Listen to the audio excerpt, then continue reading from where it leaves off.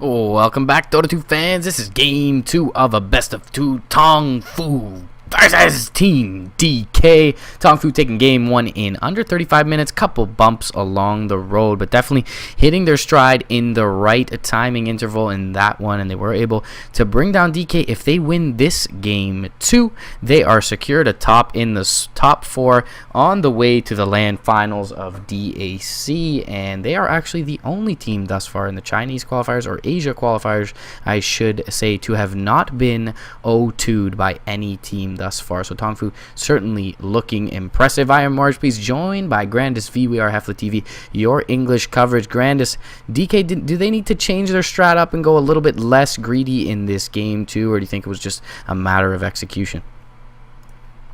You know what?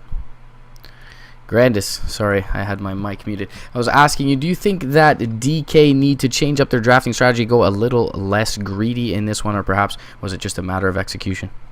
Potentially. It really kind of feels like there was just a couple mid-game team fights that just didn't go their way, and on a different day, maybe they could have been able to take out the victory for the first couple minutes of that game especially.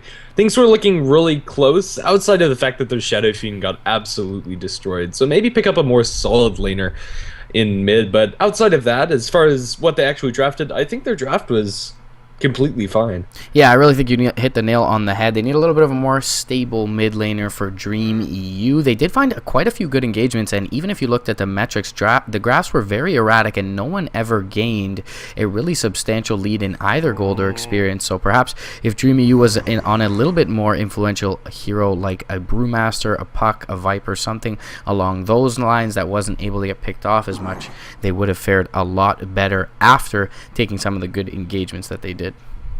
Or maybe you even get to see them pick up the troll. It is left inside the pool, and TongFu, if they get their hands on that troll combination, things could be very scary. But then again, DK, they're going to pick up a hero in a similar vein to the troll that's going to be a really self-sufficient laner, as well as the ability to transition into those towers. But TongFu, not going to miss a beat. If it's not broken, don't fix it. U9's troll was really solid in game number 1. We're probably going to be seeing it again in game 2. Yeah, definitely so. Very well played. We'll see if Kabu picks up the Wisp here. I think it's usually LPC to grab that Wisp, but DK going to open with a very cancerous 1-2 in the Death Prophet Naga Siren. So once again, DK looking to secure the late game as they did in game 1, unless this ends up being a support Siren, which is probably not going to be the case, and definitely can burn down that IO very quickly with the nuke from the Riptide and the Radiance Burn when it does come out.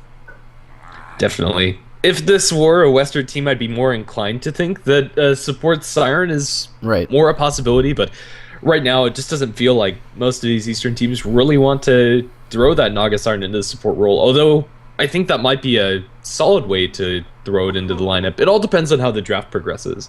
Yeah, I mean, the Ensnare maxed out does work fairly well versus the IO, so I wouldn't be too surprised, but definitely in the Eastern scene, you would expect that to be a core Siren, especially picked up this early. If you're going to opt to grab that Siren in a support role, you probably don't want to spend a second round pick on it. Either way, TongFu is actually going to pick up the axe for themselves, deny that from CTY in this one, and it'll look to be perhaps an offlaner at this point. Maybe they look to go into the jungle themselves, but with the IO pickup, doing jungle axe would make their lanes very weak, so I doubt that'll be the configuration from them.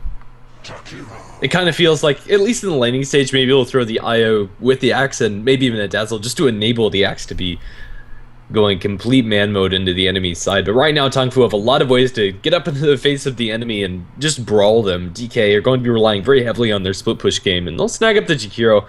This is kind of the TI3 combination, the Naga Siren plus Jakiro, and they might want to throw it as a support. It kind of feels like that might be the game plan. Yeah, very reminiscent of the Death Ball meta here with the Exorcism as well as the Jakiro. They're going to have the split push that's offered a little bit later on from that Butterfly Naga Siren, if that's the item build. And certainly DK do have a lot of ways to be melting these structures here. TongFu, however, are going to pick up this Invoker, and Quas Exort Invoker does offer them a little bit of push as well as some global ganking potential with the Axe IO. So I do expect the Exort build here, but Wex not bad as well. If the Death Prophet does get off the Exorcism, however, and mana is not the biggest deal for DK. Although I wouldn't be opposed to seeing a Diffusal Blade picked up by the Troll. No natural carriers for TongFu, which will make this Omni Knight quite a bit scarier for them to deal with. Guardian Right. Angel is going to be so useful. Yeah, definitely so. I've seen some Omni Knight picks absolutely swing games, especially later on into the game. If you're able to get up Ag's Refresher, that's about 20 seconds of physical damage immunity. TongFu does rely pretty heavily on their physical damage, aside from the Invoker thus far, and they are going to have to pick up a support here as well. So Omni Knight definitely looking very good in this one. The Degen Aura also not bad up against that tether move speed that the IO will be able to offer. Maybe we even see TongFu switch things over towards an Invoker going for Quas Wex because of this Omni Knight just having Right. an AoE purge. Yeah, it definitely would be nice up against the Repel as well as the GA, and Purification Max is going to be very good versus this Axe as well, and of course all the mitigation of the physical damage with that GA will be absolutely vital to DK's success here, so they are going to have to prioritize this Omni Knight in team fights on the side of TongFu, and perhaps that allows the Death Prophet to do a lot of work in the mid game and the Naga Siren even more so as we transition into the late game. TongFu going to round things out once again with Kabu's Rubik. And it really did a lot of work too. If it weren't for U9 taking the spotlight, I think definitely Rubik would have been the hero that most people would have been looking at and just having a great time all around. Even though he died a handful of times, that's not to be unexpected, and the amount of kills he set up made up for that by far. Yeah, definitely so. Certainly outweighing the negatives was Kabu on his Rubik. Did get stuck on top of the cliff once by a nice swap by XBG in the Roche pit, but other than that, playing very, very well. And there is quite a bit to steal in this one in the Naga Siren Sleep, the Exorcism, as well as what the Omni Knight has to offer. And CTY going to pick up a Venomancer here. Not sure I'm the biggest fan of this one. It will supplement their push once again with the Plague Ward, so they will be able to ball up fairly early, but you usually don't want to do that with a one-position Naga Siren. It is going to allow them to put a lot of pressure to buy space for the Naga Siren to get up that Radiance and subsequent items. So in that sense, I like it. But then again, I don't like it if they throw this Naga Siren towards the mid. Although you do have access to the medium camps and what have you, U9's Troll, I think it completely takes away that fact just with the amount of raw lane dominance he's going to have. And I'd like to see them give this Naga Siren some safe lane farm instead.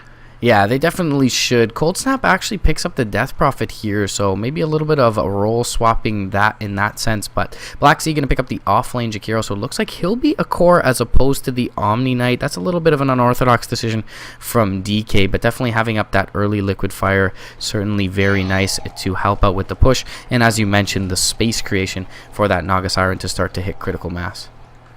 Well, that said, I'll go ahead and introduce the TongFu lineup on the Dire side. We are going to have Kabu making a reprise on his Rubik. Invoker going to be safe lane farming, played by Xingqiu. Maybe he throws towards the mid. Who knows? We'll see. UU9 on the Troll Lord yet again. LPC on his IO, and Axe handled by Kian. Yeah, so we'll be interesting to see how they lane this, but once again, probably expecting U9 to go towards the mid. He is the mid player and did play very well on that Troll in G1. As we have a pause, introducing the lineup before DK, we will have Cold Snap playing up on the Death Prophet, XBG on the Omni Knight, CTY going to play on that Venomancer. We will have Black Z playing on the Jakiro, and that leaves, of course, Dreamy U playing up on the last hero they drafted. I can't even remember who that was. What a Naga Siren. Naga Siren, right. I choose to not remember Naga because she brings boring games for us. But either way, a little late for me, guys. But we will see how they fare with that one. And TongFu, once again, going to look to get things going early, but they do have a little bit more late game potential, I believe, in this one than they did in the previous game. Yeah, it'll be interesting to see how this game progresses, but for now it is going to be the slowest way possible, as we're currently stalled out with a pause. No team has completely shown their hand with what they're doing with these lanes, although we can imply. But then again, we're also not going to see that big 5-man rotation and level 1 fight. Unfortunately, too, is quite fun.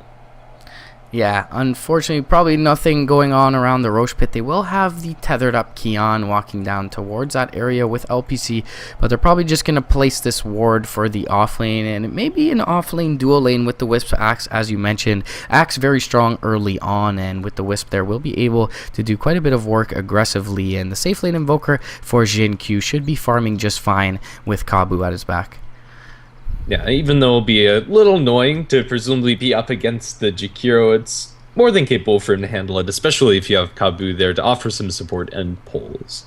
Yeah, it will be interesting to see what build he opts for here. As you mentioned, the Tornado, pretty darn good up against the Omni Knight. So Quaswex build, probably expected here, but Exort does help them quite a bit in terms of their ability to push. However, they do already have the Battle Trance when needed. Yeah, although it's hard to say no to more push just because of the raw amount of utility that EMP Tornado combination is going to offer them, their team, as well as more lockdown to keep the Naga Siren from getting off the song with the potential Orchid. I think that would probably be my favored way to see it played. Yeah, it definitely looks like the better build on paper in this one. A lot of that utility there as well, and they're going to have to be able to burst down this Death Prophet, maybe the early Orchid out from Jin Q will be able to bring her down before she gets off that exorcism. Certainly is a lot of the damage potential of DK early on, aside from that Poison Nova for a CTY. Well, outside of that, we'll just be waiting for DreamU to reconnect. Not much else to talk about, but we actually are going on pause, and DreamU is going to join us as soon as I mention it. So there we go. Or is he? DreamU is actually not I wouldn't here. want to join the game if I was playing Naga Siren either, but yeah, maybe we'll play 4v5 for a bit. That'll be interesting to see. DK, well, they are mathematically out of the tournament, so I mean, I don't feel like they'll be playing 4v5, but I wouldn't be too surprised if that ended up happening. Either way, yeah, it looks like perhaps DreamU gonna watch this one from the sidelines. I would love to know what's going on inside their team speak right now, even though I probably wouldn't be able to understand a word of it. Yeah, just to know what's actually going through their heads. Wrap around onto CTY coming out from Kian. Although with the Counter Helix skilled level 1 with no other lockdown, they probably won't be able to scare the Skeleton Venomous. Returning for the Gale, connects onto 3, which will stop any amounts of aggression coming out from TongFu. So bottom bounty rune, at the very least, secured by just having the raw amounts of heroes, and up towards the top, DK should be able to get that one up for Black Sea. Yeah, they do force CTY to use quite a bit of his mana as well as skill up that level 1 Gale, but not going to be the biggest deal for him. He opted for boots first in this lane and is going to be accompanying DreamU, so it looks like CTY going to play out of a support role in this one. Excuse me, I'm not the biggest fan of a Veno or Venomancer, I should say, that's not farming, but either way, definitely valuable to have that Jakiro get up in levels and grab that early Yule Scepter. Ken going to steal the creep wave, but with no neutrals spawning, no way to actually pull this off of him. And now turning, if he's able to get close to the Venomancer, the counter helixes could start to sting.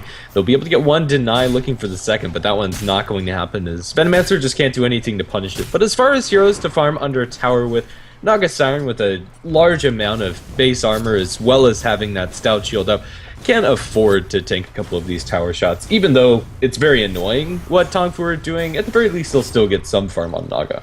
Yeah, it does make it a little bit difficult to get the last hits, and Kian will cut the wave once again. Will there be another deny? No, CTY not able to pick this one up. But DreamU actually going to throw a Riptide into the face of Kian. He will get a call off on 2, but there's no wave here at the moment, so not sure he'll be able to kill off DreamU. And he does back off, does have a couple of tangles, is going to continue to cut this wave, and things looking a little bit dicey for DK in this bot lane thus far. Lift up top, this might be our first blood. XBG does not have a point of purification. He doesn't have the repel on him as well. He's going to be dropped down in range of one more auto attack, but TongFu just not able to secure it, although things cutting close in mid. Troll going strong into the cold snap, but again, it's going to be a close call with nobody actually following action going on in all 3 lanes. Yeah, Kabu dropping a little low as well to the Liquid Fire. Does have a Tango left, should be able to stay in lane just fine. U9 going to catch a Crypt Swarm mid, and both mid laners pretty low at this point. They both have a shared Tango to be used now, and holding on to a couple more Tangos is U9 as well. But the bottle should be coming out fairly soon for this Death Prophet, 580 gold, so should be fine to stay in lane. LPC going to fill up a bottle of his own with the Bounty Rune bottom, and regen going Kabu's way. Top Kian still continuing to cut this wave, as DreamU gonna have to tank up a bit of this on the Naga. Yeah, I mean, there's nothing they can do to punish this. Venomancer, although Gale is a great spell to set up with at level 1, they're not really setting up for enough damage, and they can't kill this Axe, and with the same coming out from the Io getting that bottle, it literally minute 0 since he got the first bounty rune. LPC is able to sustain him through the majority of it. They are going to tether in mid. A little bit of extra movement speed. It's going to secure first blood onto Cold Snap, as U9 are going to be able to put that into good use. Troll's still going to ham, as we saw in game number 1, and something you always have to be scared of. Yeah, first level in overcharge there, as well as that full bottle coming out from LPC. And Kian will be aggressed upon bottom, as they know the Wisp is out of lane, but LPC able to return now. He will be able to pick up boots as well as he pleases. 850 gold on the Wisp. Maybe goes to rush that urn instead, but either way, looking pretty good is LPC, already level 4, 3 minutes into the game. Kian is now out of regen, and the IO is fresh out of bottle charges, but LPC looks like he's going to refresh, and for now they're going to have to stop the cutting of the creep wave, but still a lot of pressure being applied to the Naga Siren, and you can't really ask for much more, although DreamyU is doing a good job of last hitting under tower. Yeah, XPG rotating perhaps towards the mid. He'll place a deep observer ward into the dire jungle, looking for pulls perhaps, and it will be able to block up that camp presumably as well. But he's not too sure where he's going. Looks like he will secure up this 4 minute, I should say, rune. Kabu's picked up his level 3 as this next creep goes down, and he does have boots as well available to him, but Tranquil's picked up bot lane by Kian, and he will be able to once again posture up pretty aggressively in this lane. CTY going to take quite a few spirits to the face, but not too much aggression. Tornado goes out top lane and is not going to find much for Jin Q. Meanwhile, bottom, Kian going to look to cut the wave once again. Jin Q does catch an ice path, and XPG is rotating in. No levels in degen aura, however. Not going to be able to slow him too much. Meanwhile, bot lane, there is the call out there from Kian, and CTY going down is going to be the second kill of the game, going the way of the IO Axe duo. As the Venomancer can't do much there, especially when he gets so many lucky spins. And TongFu exerting their dominance in this bottom lane and finding themselves the first blood, can't really ask for much more. Rubik XPG is going to get telekinesed, and it looks like he'll be just fine. He's actually going to put a few right clicks into Kabu. He's going to chase him down here. And XPG finding a nice kill. There's going to be rotations over as well from CTY. If Jin Q isn't aware this, he'll get a tornado out, will dodge the Gale, but not going to be able to chase down that Omni Knight, and that's going to deny him up a bit of farm as well. Meanwhile, bottom lane, Spirits did scout out DreamyU. Kian is going to walk over and find him. He does have a call available. Should wait for this wave, and DreamyU does get there just in time for the wave to come. Unfortunate for the Naga Siren. Kian doing work early on with his buddy LPC. Yeah, and this is going to be an incredibly fast Blink Dagger up for the Axe, since he actually just hasn't missed very many creeps since he's been cutting them with the Helix. There's very little potential for you to actually miss those last hits. DK up towards top. Not looking too great when it comes to health, but still the Purification, a large health swing if they're actually able to get in range for it. And XPG going to look for it, but tornadoed up. He's going to be cratered on the way down. Now Black Sea in a bad way. Ice Path is going to miss, and ZQ might be able to mop up the secondary kill. No mana for any other spells, however, means that Black Sea, that last auto attack doing a deceptively high amount of damage. If those high-low rolls were any different, maybe he's not able to pick that one up. Yeah, Phase Boots and the Null Talisman already picked up on Jin Q, hitting pretty hard despite being Quaz Wax. Beautiful double kill going his way, and that's quite a bit of experience. 620 to be exact, going the way of Jin Q's Invoker. He'll pick up his level 6 now, and he will find a regen rune. What better rune to find at that point? Absolutely nothing, and it's going to fill up U9's bottle to top it all up. Things really couldn't get much better for TongFu as far as this early game is concerned. They'll get the tier 1 tower down towards bottom, and we're going to be getting almost a sub 7 minute Blink Dagger up on Kian. Yeah, XPG and Black Sea looking to find Jin Q here. Ice Path is going to fly out, but they won't have much else to bring him down. And Black Sea hasn't picked up his Tranquils quite yet, so is fairly low. U9 been hit with a Gale mid. He will get the ranged axes out, but it doesn't look like they hit on either Cold Snap or CTY. Nice split up there by them. Stick is going to keep him alive. He will be able to bottle up around the corner as well. And the Gale is ticking in pretty low. He's going to dodge the Crypt Swarm. Well played by U9. Cold Snap does have that available in 2 seconds, however. Should be able to pick him off, but the axes are there. Telekinesis there, barely in time. U9 going to look to dodge it again. He will get hit, but he gets overcharged up from the high ground from the Wisp, and the Fade Bolt bringing down Cold Snap. Huge rotations in from TongFu, but certainly worth it. And DreamyU will find some space bottom, however. They do lose Cold Snap in the mid. What a play by U9 as well as the Wisp. Definitely, he's going to be able to make good use of it. Down towards bottom, and they call onto Dreamy and a full creep wave. The illusion's going to be spawned, but they're attacking the axe, and this is going to be a pretty easy kill. But no, they don't have the Gloom Blade. Yeah, meanwhile, in the mid lane, they are going to lose the troll, but he gets the Venomancer before dying there. And very nicely played by TongFu. All around, 8-2 is your score, 8 minutes in. All right, guys, Skype call. Just having little issues. Hopefully we can get Grandis V back in here sometime soon. Meanwhile, Exorcism popped in the mid. Is going to start to tick down on this tier 1. There will be rotations in from LPC. Kabu is already present in lane, and looking to flank them from the south is Kian here. Not sure if he'll be able to do so. He has picked up his Blink Dagger, so could be a very big call in the mid. Is waiting for this Exorcism to expire. Jump call onto 2 by Kian. So nicely placed. Telekinesis there. They bring down the Death Prophet. Dunk on the Jakiro. And 1 kill going U9's way, 1 kill going Kian's way. Things going very poorly in this early game for DK. 11-2 is the score. Jump forward, call onto Dreamy U as well. Oh, the itchy trigger figure from Kian will be there. However, he should be able to chase down Dreamy U regardless. Negative earn tick. 1 more right click from LPC, and dominating streak on the Wisp. 4-0-3, 1200 gold in addition to the earn bottle and the boots. And Kian's picked up his blink already. Meanwhile, in the mid lane, mass TPs are here. Cold Snap will get telekinesis up. It should be able to be enough for Kabu to back off. The range axes will be there as well. And LPC looking to be chased down by Black Sea here. He will rotate down to the east and be just fine. Kian trying to find a call onto CTY. Won't be able to do so. He'll get relocated out to the south by LPC. And it looks like LPC will be the sacrificial lamb for this one, but certainly well worth saving Kian's axe. He will pick up his arcanes from the secret shop before dying as well, and will try to tether away to U9. Won't be able to do so in time, unfortunately. And it looks like we will have to have the solo cast out for this one for the next little bit, guys. So unfortunately, you're stuck with me.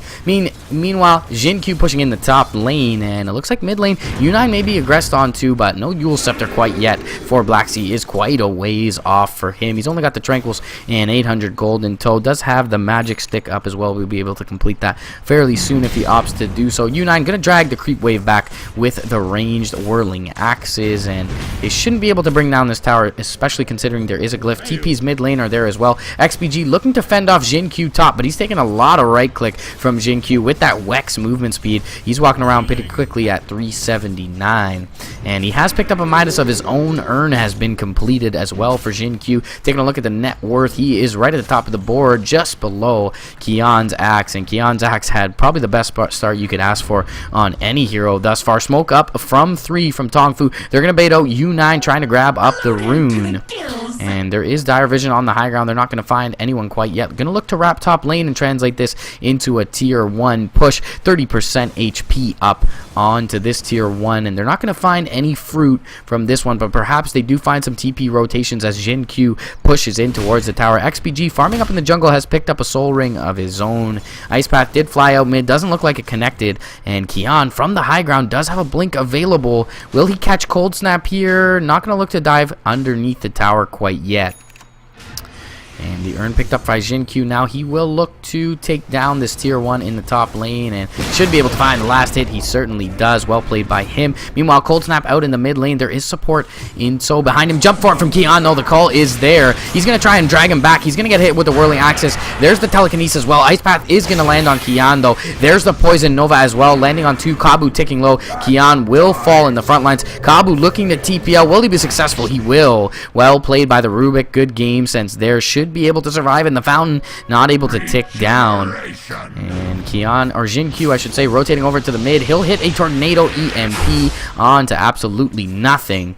And Black Sea and company gonna look to push into this tier 1, finally finding their first tower of the game. Currently 2 towers down on their side of things. They will find a nice little engagement in the mid, picking off Kian 4-2 now after the 12-2 lead amassed by TongFu. Glyph gonna be popped in the mid lane. TPs are in from Kian as well. Liquid Fire will be there. Jin-Q looking for the deny, not gonna find it. Jump forward. There's the call onto Black Z. He's the more important target. They've relocated in U9 as well. CTY trying to rotate out. He's been scouted out by the creep wave, however. Kian with the tether move speed is going to look to jump forward. CTY pausing here. Not sure if he needs a pause or just kind of sounding his death, but either way,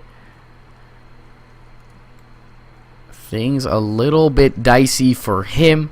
He will have his comrade, the Jagiro, dropping. Will pick up 2 elements of his Yule Scepter, but still needs that Void Stone, about a 465 gold or 60 gold away from that. XPG hasn't picked up absolutely anything aside from his Soul Ring. Dreamy U has found a little bit of farm, has been left alone after the absolute massacre in that bot lane. 0, 3, and 0 on the Naga Siren, is the second highest farmer on DK, but unfortunately that's about half the farm of Jin Q on his Invoker at this point. He has a Midas up. He will have an early Orchid as well. Generally you see the Midas built on those Exord Invokers for the levels up, but this one built on a Quas Wex, and it still will allow him to have a good Orchid timing. Generally you expect the 14-15 minute Orchid, but will be a little later than that, seeing as he has opted for the Phase Earn Midas build, but still should be a fairly good timing. And if they're able to get it off onto XBG before he gets off anything vital in these fights, that will bode extremely well for them, especially with the ability to jump in, initiate into a call from the Axe. Unpause here happening from DK, and with the tether move speed they may be able to chase down CTY, but it doesn't look like they're too willing to dive this far south. However, they do see Cold Snap in the lane, so even if they don't find CTY here, definitely a nice target in the Death Prophet, and U9 gonna find out Cold Snap.